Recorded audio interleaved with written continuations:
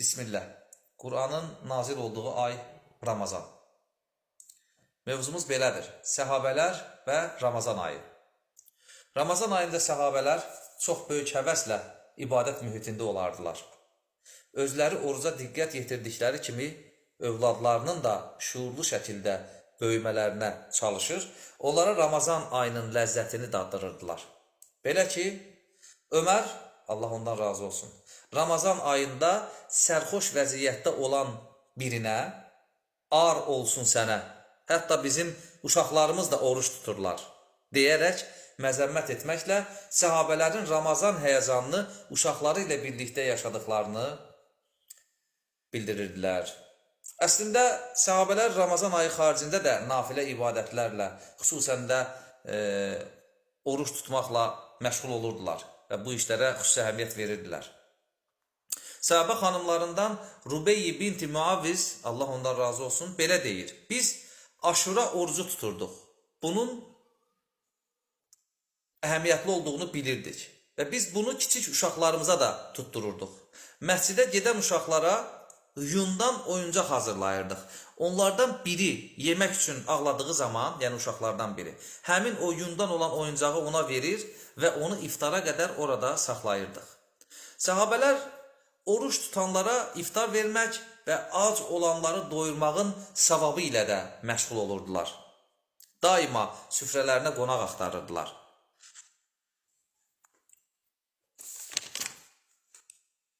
Ramazan gecələrinin layiqincə dəyərləndirilməsi günahların bağışlanmasına səbəb olur. Allah Resulü sallallahu aleyhi və səlləm belə buyurub. Kim səmimi olaraq və qarşılığını Allahdan gözləyərək Ramazan gecələrini dəyərləndirərsə, onun keçmiş günahları bağışlanar. Buna görə də səhabələr Ramazan gecələrində uzun müddət ibadətlə məşğul olmağı vərdişə çevirmişdilər. Bir dəfə Rasulullah Ramazan ayında məscidin bir kənarında namaz qılan bir qrupun yanına gəlir. Və Allahın Rəsulu bunlar nə edir deyə soruşur. Cavab verirlər ki, bu insanlar Qurandan çox da əzbər bilməyənlərdir. Ubey bin Kəb, Allah ondan razı olsun, onlara namaz qıldırır. Allah Rəsulu sallallahu aleyhi və səlləm belə buyurdu. Doğru edirlər. Onlar nə qədər də gözəl və yaxşı əməllə məşğul olurlar. Həsən Bəsrinin, Allah ondan razı olsun, Allah ona rəhmət etsin, nəql etdiyinə görə, Həsən Bəsrinin nəql etdiyinə görə, Ömər insanları Ubey bin Kəbin yanında toplayaraq Ramazan gecələrində onlara namaz qıldırmışdı.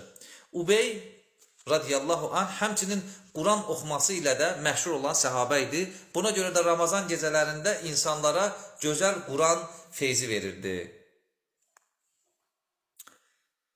Səhabələr Rasulullahdan sallallahu aleyhi və səlləm soruşurlar. Ey Allahın Rasulü, sədəqənin hansı daha üstündür? Fəxri kainat, yer üzərinə ayaq basmışların ən şərəflisi Muhammed sallallahu aleyhi və səlləm cavab verir. Ramazan ayında verilən sədəqə. Ümumiyyətlə, möhtərəm müslimlər, gözəl əməlləri Ramazanda çoxaltmaq çox bəyənilir. Rasulullah sallallahu aleyhi və səlləm müsəlmanlar arasında fitrənin böyük, kiçik, qadın, kişi, kölə, sərbəst olmasından asılı olmayaraq hər birinə bir qədər xurma və ya bir qədər arpa miqdarında vacib olduğunu buyurub. Ehtiyacı olanlar haqqında isə Allah Resulü buyurub ki, bu bayram günündə onları aclıqdan xilas edin. Həmçinin Rasulullah sallallahu aleyhi və səlləm Ramazan ayında edilən ümrə ziyarəti ya həcc hesab olunur, ya da mənimlə birlikdə edilən həccə bərabərdir müjdəsini verib. Ramazan ayının içində olan və 1000 aydan xeyirli olan Qədir gecəsini dəyərləndirmək hər bir müsəlmanın arzusudur. Allah Teala onun vaxtını gizli saxladığı üçün Rasulullah sallallahu aleyhi və səlləm və səhabələri Ramazan ayının son 10 günlüyündə vaxtlarını etiqafa, yəni dünya həyatından ayrılaraq ibadətlə məşğul olmağa sərf edirdilər. Bu da Allah Rəsulunun sünnəsi idi. Ayşənin, möminlərin anası, İslamın birinci xəlifəsi Əbu Bəkirin qızı, radiyallahu anhə. Ayşənin bildirdiyinə görə, Ayşə Rasulullah sallallahu aleyhi ve sellemin xanımıdır. Rasulullah sallallahu aleyhi və səlləm digər aylardan fərqli olaraq Ramazan ayındakı ibadətlərə hədsiz dərəcədə diqqət yetirirdi. Ramazan ayının sonuncu 10 günlüyündə isə vaxtının çoxunu ibadətə həsr edirdi. Həmin günlərdə gecələri lazımınca dəyərləndirir, ailəsini də oyandırırdı. Bu, öndər şəxsiyyətlər arasında xüsusilə diqqət edin.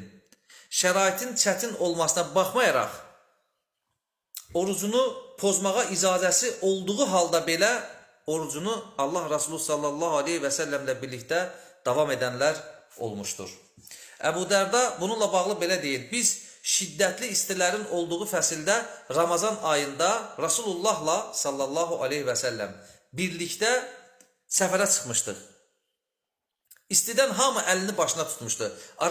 Aramızda isə yalnız Rasulullah sallallahu aleyhi və səlləm və bir də İbn Ravaha oruç tutmuşdular. Ramazan tövbə edərək günahlardan təmizlənmə və ibadətlərlə yüksəlmə ayıdır. Həmin ayda insan özünə diqqət yetirib keçmişindən nəticə çıxararaq gələcəyinə istiqamət verməlidir. Əldən verdiyi fürsətləri bu ayda düzəltməli, Qədir gecəsi kimi imkandan lazımınca istifadə etməlidir. Allah hər birimizə nəsib etsin, əmin. Səhabələr bu məsələlərdə səy göstərib, özlərindən sonra bizlərə gözəl nümunələr qoyub gediblər. Allah cümlə səhabələrdən razı olsun. Bizləri də onların yolu ilə, haqqı ilə addımlayan qullarından etsin. Allahumma əmin. Subhanəkə Allahumma və bihamdik. Əşhədu ən la iləhə illə ənt. Əstəğfiruka və atubu ileyk.